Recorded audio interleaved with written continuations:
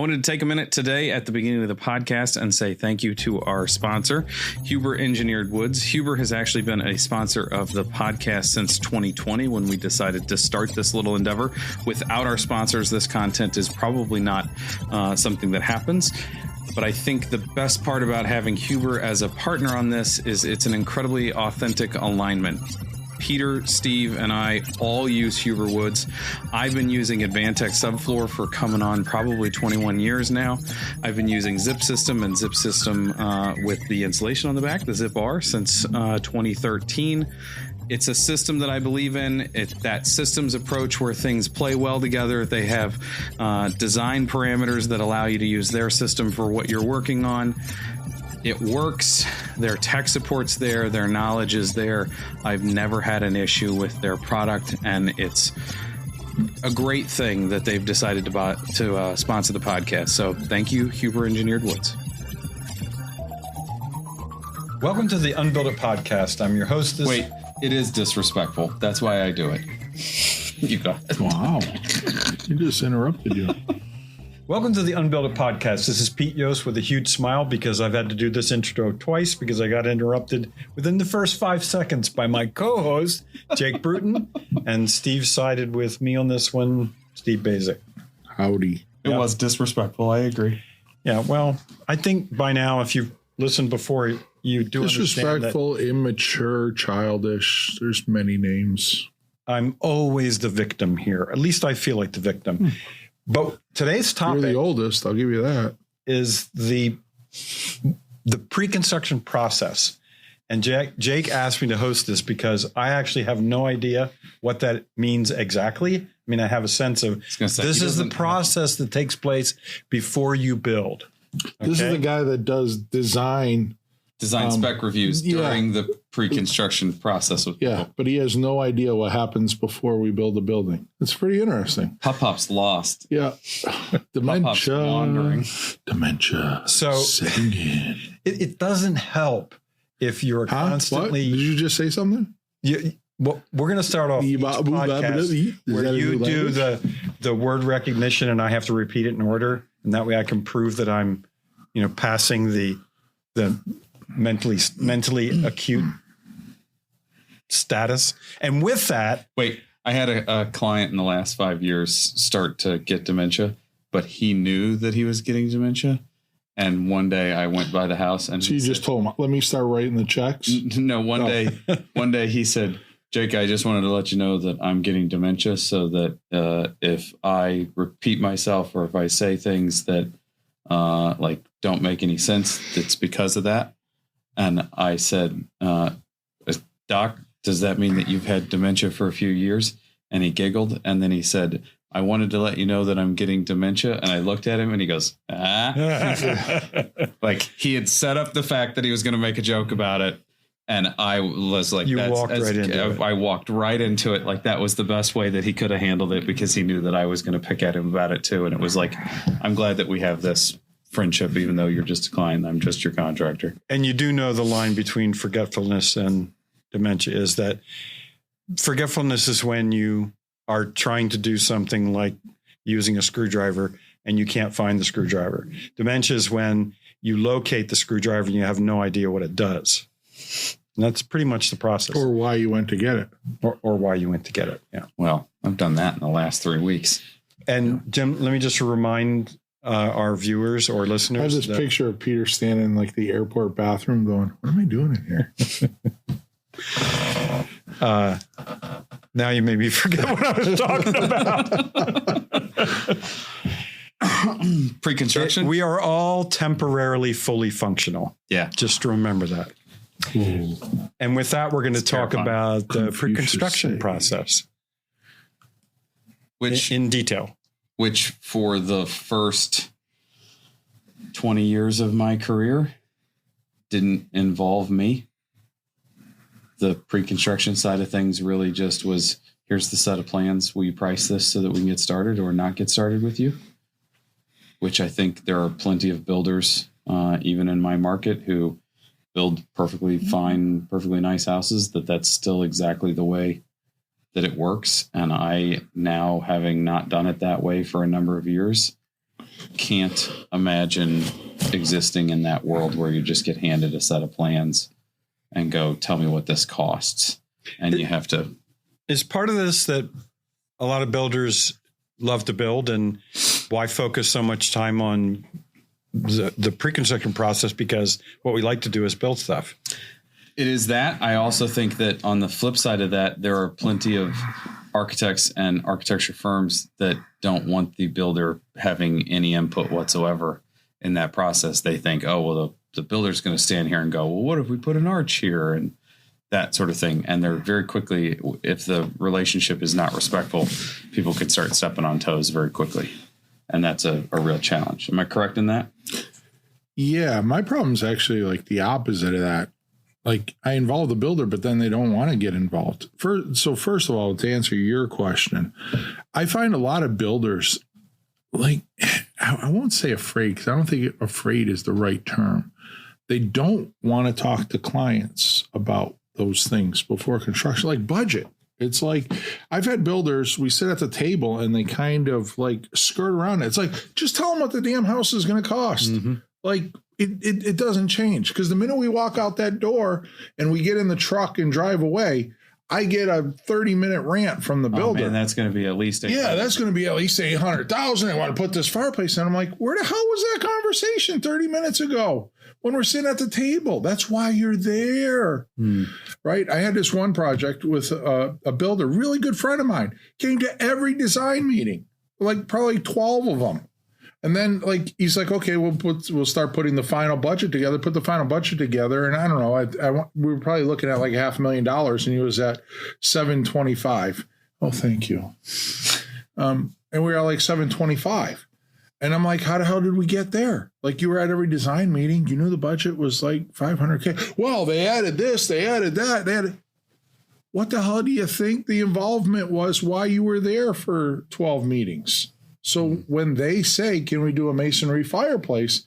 Hey, that's going to cost X amount. We can do it, but understand that's going to cost more. Like pre-construction is like, I don't know, there's I won't say level of honesty, but there's like, you have to be a pretty forward person. Like you're a builder, you're a company, you're out to make money. It should be no surprise to the person across the table that you're trying to make money doing what you do. The cost is the cost, right? You want to build a 3,000 square foot house, this is what it costs to put those things in it. So if you don't like that, change the size or change the things you put in it. I think what you're saying in part is that the pre-construction process has to at least include budget, even though that's not the only focus of that process. Well, it's we can't getting the budget. We can't design something that's unbuildable. Or designing the budget. Yeah. And that goes for the builder and for the architect. I had an architect recently bring me clients and say, hey, we're maybe 2/3 of the way through design. They're starting to look for builders. They don't have anybody yet.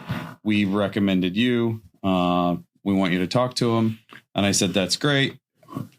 What kind of people are they? Like, I'm not even going to bother talking to them if you tell me they've been horrible already. I'm just going to say, no, we don't want to work with jerks. And he was like, oh, they're great. They've been fantastic to work with. This is their timeline as we know it. And I said, okay, that fits us. I said, where is it? He told us it's great. It's close to our office even. I said, what's their budget? He said, I don't know. And I was like, you said you were 2/3 of the way done with drawings. What do you have? And he's like, well, I'll send it to you. And I said, no, like what does 2/3 of the way done mean? And he's like, well, we have, floor plan and elevations and some of the specifications and some of the material choices and things like that, cabinet layout, a little bit of the landscaping done. And I was like, that's like 7/8 of the way done or close to done. And you haven't talked to them about budget. And he basically said, we drew what they wanted. And so then I looked at the plans and I was like, well, this is a $1.5 to $2 million house. I met with the clients and they're like, we have 800. And I told them in the first meeting, like, that's great. You can't build the house that you have drawn. And then they were like, okay. And I had a immediate like, well, we're not doing a second floor. You're not doing this. There's just two of you. Why would we be building 6,000 square feet? Like, that's great. If you want 6,000 square feet, it has to be in the budget, all these things. And they were like, okay, we'll look at everything and we want to sign on pre-con with you. And then like 2 weeks later, they're like, can we have our money back? We're going to find a more cost-effective builder. And I was just like, well, this isn't me being expensive. This is you not understanding that this house is just going to cost this much. I'm guessing they went to the architect and the architect was like, oh, that person's too expensive. You should find somebody else, because I made the process difficult for him because he was going to have to redraw the house. Well, and is that why a lot of builders are afraid of the process? Because they know that I cut myself out of the project the bad immediately. News. Yeah, because I said, this is not, you can't do this. You're not changing the outcome, you're delaying. Bad news is bad. If you have cancer, whether I tell you today, 2 weeks from today, or 6 months from today, when maybe I don't have the option to tell you anymore, it doesn't matter. It doesn't change the fact that you have cancer, right? A 6,000 square foot house, if it costs 1.5 million, it costs 1.5 million on Monday. It costs 1.5 million on Wednesday, and even on Sunday, it still costs 1.5 million. Yeah. So just get over it. Charge what you charge. And so all parties involved need to know that up front, and it needs to be taken into consideration from the beginning. And there are so many times where the architect is done with the plans and then hands you the set of plans, and now it's the builder is too expensive instead of the plans are. All I'm doing is pricing what's in the plans at that point. The plans are too expensive. I'm not too expensive. The plans are too expensive. Are there tools you can use, budgeting tools where you can actually calculator? Spreadsheets. If you have a spreadsheet that shows Excel, here's where the cost, like if you're going to do kitchen cabinets, what's the range there? Yeah. Because some of this sounds like you didn't have a tool that allowed you to inform. You really the client. want to get me fired up today. This is why I didn't want to host this one, but go ahead. So there's two kind of builders in my world. There's one that I can hand a set of drawings to, not even a set of drawings. I'm working with a builder now, and there's a couple other ones. He's not talking about me. After this is the good one. He's definitely talking about me. But after like one or two meetings, they're going to be like, okay, this is, 1.2 to 1.4 or 2.2 to 2.4, whatever the number is, right? And then there's the one that like doesn't say anything or says, we'll take on the client $1 million budget, it's fine. And then they need a full set of drawings to bid to get anything, right? Yeah. They can't look at a couple sketches. And literally the builder that I'm working with, and they're one of the best builders in the Boston area. They'll take a couple sketches. They'll develop like an 8-page estimate because they understand, hey, my framer's going to charge this. If it's a roughly 4,000 feet times X amount of dollars, that's what it's going to cost framing. And then they take that number and they give a low and a high range, exactly like you said. So the homeowner immediately is getting, well, your house is somewhere between here and there. And as we make decisions, that number closes in on itself. So as you're looking for places to, get those ranges, is square footage like? Square footage is always driving it. Yeah. I mean, what I would probably consider the best builder in Boston, right? We sat down one day and he said, I don't care what you build. He said 70% of the cost is in square footage. Right. And it's things you don't control, right? You don't control the price of concrete. But if you're building a 3,000 square foot house and it has, 360 linear feet of concrete, you're not changing that price unless you change the square footage. Right. And so that 30% that's left, he said, out of that 30%, you're going to spend 20% of it. You have to. But those are things you make choices on. Kitchen cabinets, the type of doors, the type of windows. Those are going to move a little, but you're going to spend at least 20% of that. So clients have maybe 10%, 15% of the control of the budget after square footage. That's interesting because I was assuming that there are some rooms that per square foot are relatively inexpensive compared to rooms of high function like kitchens. And they are. And the bigger the house you get, the bigger your house you get, I tell clients the cost per square foot is the unit cost is less, the house cost is more. But it's not dramatic. I used to think that that was super accurate though, but I've not put very often. I've not put $5,000 bathtubs in 1,000 square foot houses. Right. Like your taste and your selections just start going up, and it starts to even back out at a point where it's like, well, I'm buying Callista faucets, the Kohler. You do have that, line. but that's in that 20% of choice making. It's not in the 70% of square footage, right? It's like the little house, you still need a water heater, you still need a heating system, you still need an electrical panel. The electrician, he's going to charge you more to put in obviously more outlets and lights, but to him, per square foot, it goes 5 down. days versus 4 days is almost the same price. So when you pull the levers with the client, you're saying I only have those levers for about 30% of the budget. Not even. It's probably like 15%. Yeah, that surprises me that it's so when clients, I always laugh, and then I try not to laugh in their face, but we're not really fancy people. We don't need crown molding in every room. I said, okay, well, there you go. You just saved $3,000 or $6,000. You didn't save $30,000. Yeah. Right. And when they're taxed with, hey, we have to save or go from 1.2 to $1 million. It's like, well, we could take the crown molding out.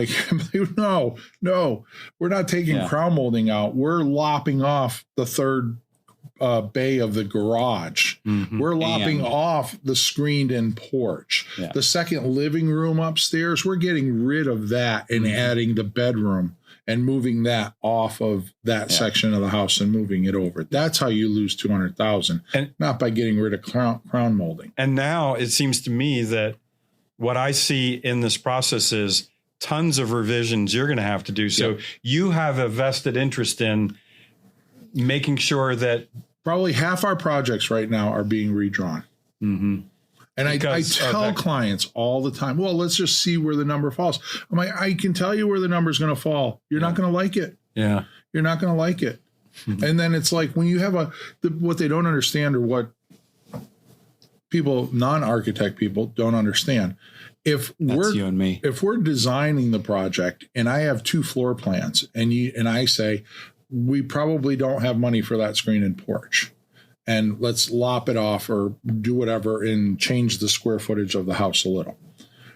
By the time we get to construction drawings, that change went from less than an hour to about 10 hours. Mm-hmm. Because now I'm changing the floor plan, the framing plan, the roof framing plan, the building elevations, the window elevations, the electrical plans. Mm-hmm. Yeah. It's the thing that I hate the most about it. I can't even tell you how much I hate altering drawings. Mm-hmm. And I always try and strive to just give me the answer. And this is kind of part of working with the builder to get that upfront budget, right? When they say, well, we need finished drawings so I can send them to the lumber yard and that, it's like, yeah, because you don't understand how much it costs you to build a house. Mm-hmm. That's the bottom line. That's exactly what you're telling me. I'll argue to my death. Don't give me this. Well, I'm a builder. No, you're not a builder. Okay. You're aggregating contracts here. If you're a builder, you can tell me how much it costs to build that house. Mm-hmm. The builders I know, and I tell them, I don't need it to the penny, but is this house 1.2 million or 1.8 million? Mm-hmm. And if your answer is, well, I'd have to wait until I see the drawings. No, I don't buy that. So most of this conversation so far about pre-construction processes has been about budget, which in reality is not budget. It's about not designing something that's it's about maneuvering a design to a successful solution that he can build and I can draw and get paid. And what you've said is it's got to involve the client, the builder, and the architect. Yeah. Right. And it's got to happen earlier rather than later. Yep. And so what I'm thinking is there a resource that we can share with people about, well, if you don't do these things, you're going to be in a lot of trouble because you're going to not be controlling expectations. I don't know if there's a lot of rework. I don't know of one, but I mean, we've had clients, and it's like, clients have short memories and short arms, right? When they go to write a check, it's kind of like, I can't quite T-Rex reach for the checkbook, right? And crocodile puppets. and short memories of, oh, how did we get here? Oh, well, maybe it's the $60,000 masonry fireplace. Maybe it's the $50,000 screened in porch, and it's the additional $30,000, $40,000 garage bay. Maybe that's how we added $200K to this project. I don't know, but I kind of remember us talking about that. But they have dementia. Right. I should write a book called Client Dementia and tell those stories. But the other thing that it took me until recently to really like flush out the understanding of it is the reason that we get to these positions is because we all want to get the most bang for our buck. Mm-hmm. When we build a house, we all want to put as many features and as many things into that budget as we possibly can. I've never had a client say, I have $1 million, let's draw 800 and let's have our final budget be for 800. And then we have 200 that if we find something we want to add in, we can. They all draw and budget for $1 million and they're maxed to begin with. And if they want to make a single change, they already exceed estimate. Mm-hmm. And so like, that's the starting point where, and then it looks as if we've done something to fail, when in reality, all that's happened is that they've immediately set themselves up for, you want to add a pencil sharpener in the garage? We are above estimate. Mm-hmm. Period. So let's say that in the normal process of things, they ask you for a budget number as an architect before the builder's involved, right? So now the burden is on you. Yeah, but that's pretty easy. Okay. I mean, depending on... It's easy for you. Well, I wouldn't let any other architect speak the way I do you. Because I tell them, and it depends on where we are, and I ask, do you have a builder? Because it does matter. Right. And then I will always tell them, like, yes, we're probably somewhere between 1.2 and 1.4 million, but it's going to be much easier to spend 1.5. Mm-hmm. Right. So plan on that. Mm-hmm. Right. And I mean, yeah, we've had clients and I try and nip it in the bud right on at the first meeting, like, cause they come up and they show me, oh, look at this is the floor plan I got off a line and this and that. And I'm like, yes, that's pretty, but that's about $400K over your budget. So you're not getting that plan. The question is, what about that plan don't you value? But I really like it. Okay. Yeah. Well, then you better really like writing an extra check for $400K. Yeah. So in the architectural world, there's no tool that, like an electronic tool that can attach a budget to it. No. That's really you know what's interesting? And I try to do it, but I would venture to guess at least half of the architecturally designed homes or building designer, which is worst case probably, and knowing they don't even know what it costs to build that house. I agree. Right. I agree. They do their set of drawings. They give it to the builder. Builder writes up a number, gets a contract with the homeowner. They disappear. They don't even know what it costs. Yeah. So they don't have a reference point. Yeah. I'm always trying to ask the builders like, hey, what was the final number on, the Jones's house, or where are we at with that? What is the budget for that? So that way there I can go back. And if I have to readjust my numbers for the Boston area, then I'll readjust my numbers. I had a conversation recently with an architect. And she said, yeah, I talked to these people. Their budget is this. And I said, that seems really light. And she said, well, I told them this much per square foot for a new construction. And I said, that's half of what you need to be telling them. And she was like, really? And I was like, yeah, that's half of what you need to tell them. And she was like, really? And I was just like, now I have to, when I meet these people, I have to be the one to tell them double. And now I have to fight against, they already have that number in her head. Mm-hmm. And then 2 or 3 days later, I saw her and she said, oh, by the way, I talked to this other builder. They're more expensive than you are. And I was just like, so now she has at least 2 points of reference that told her she's been telling people to expect half of what our market is supporting.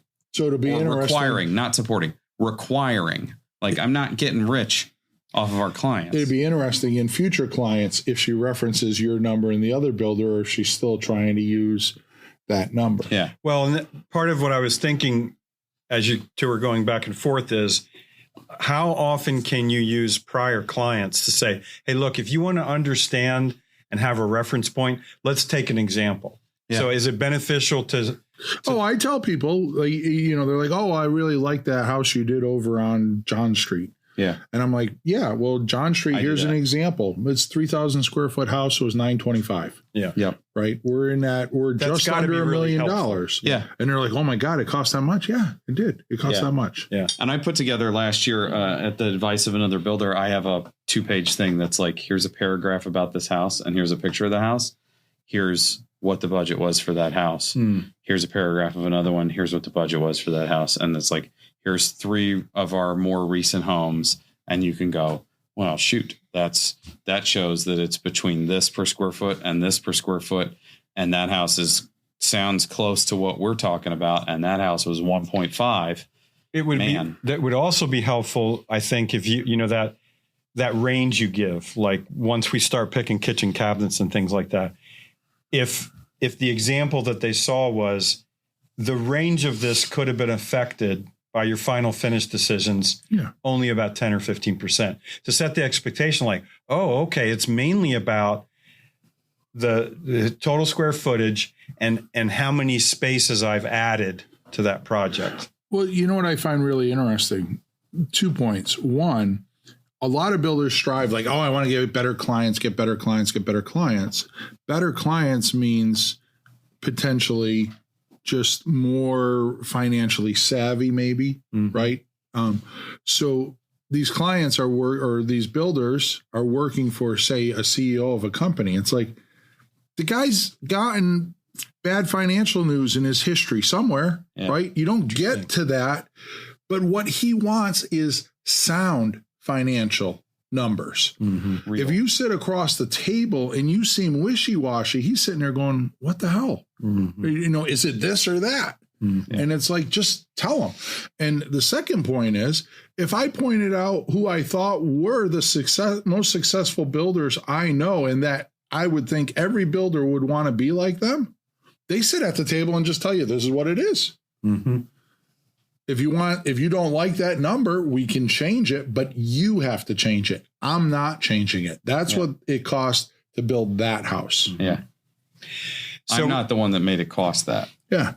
So again, it's a really tough thing to get to. It took me a long time to get to that point. It's hard. Because you feel like you're the one making it.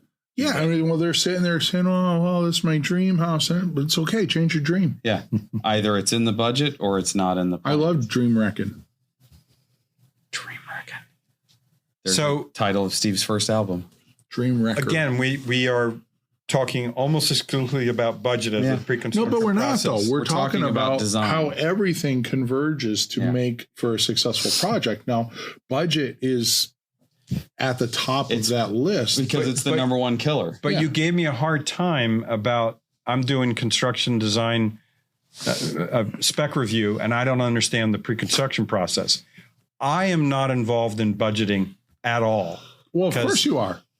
Because if he's the client and he hires you and you make a bunch of recommendations, those come back to me as the architect. One, I have to alter my drawings. I have to review those with the builder to understand how your recommendations change our price. Steve, in every single review I've done, no one has asked me what the impact on the cost of the project is when I work. They just simply want to know what I'm charging. See it. Right.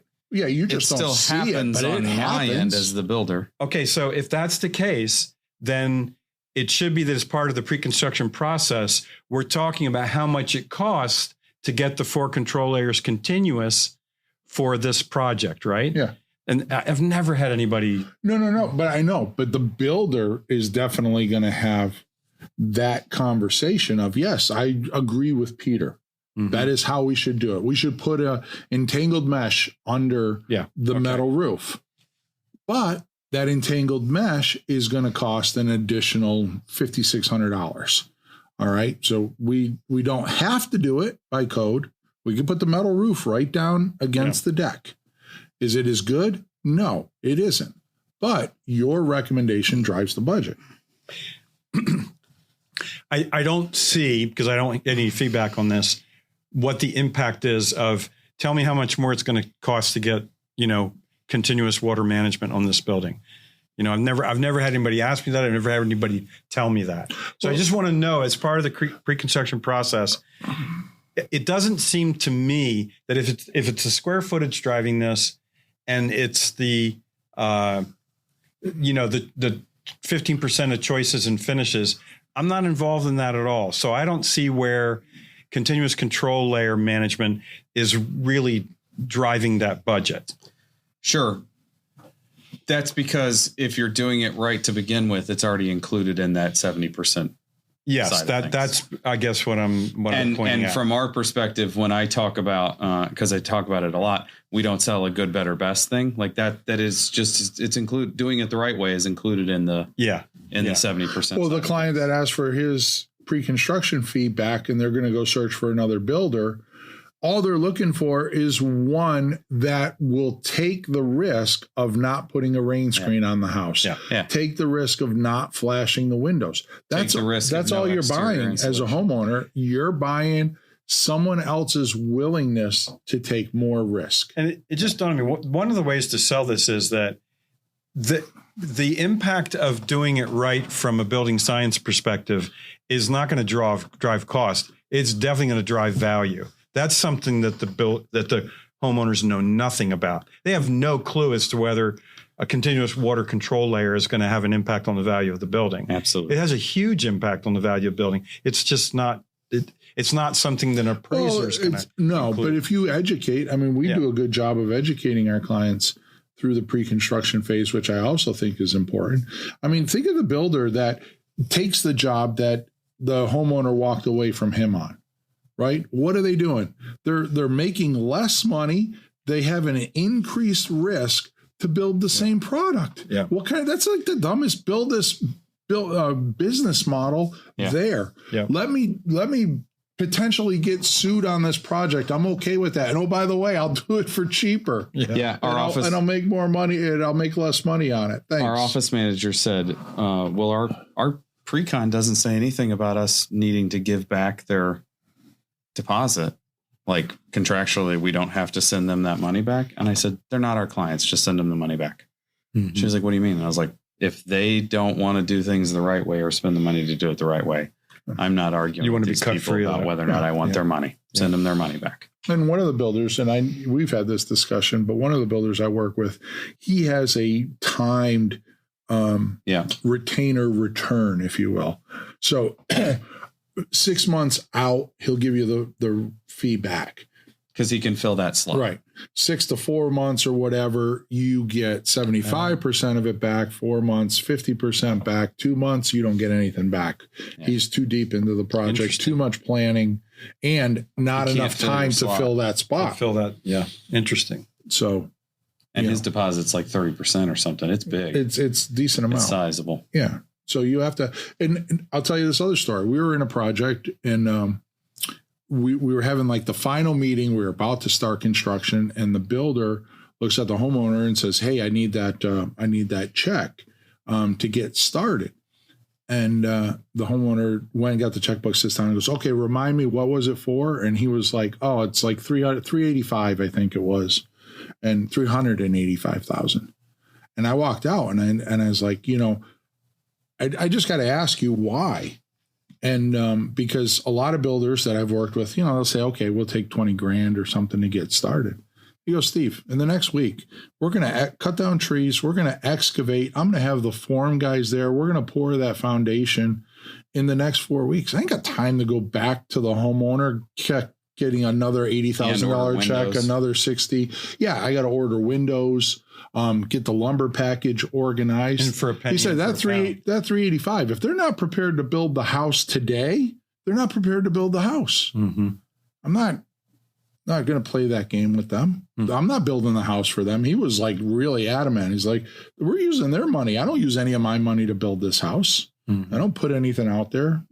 Things happen. I write a check from them. When I run out of money, I get more money from them to write the future checks.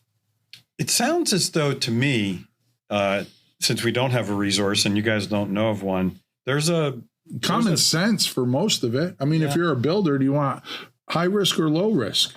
I just don't understand the business model. I get it that, Steve, you don't understand. I need the work and I need this. Okay.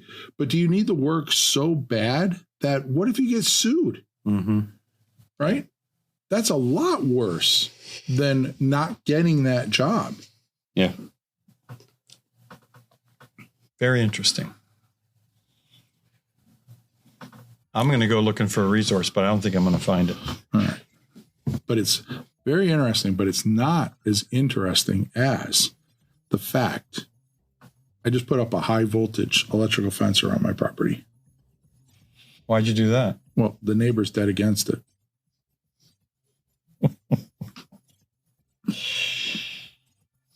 I think the most valuable part of this is now people know that we're near the end of our podcast. Now I can jump overboard. Yeah, you can jump overboard. Jake, why don't you take us out with email instructions? Yeah. If you have questions or if you would like to beg Steve to stop, it's questions@onbuilditpodcast. Or please beg me to stop, because that's more like fire. Steve's cell phone number is 512-555. 1212. Pike. Thank you for watching today. Until next time, have a good day. See ya. Bye-bye.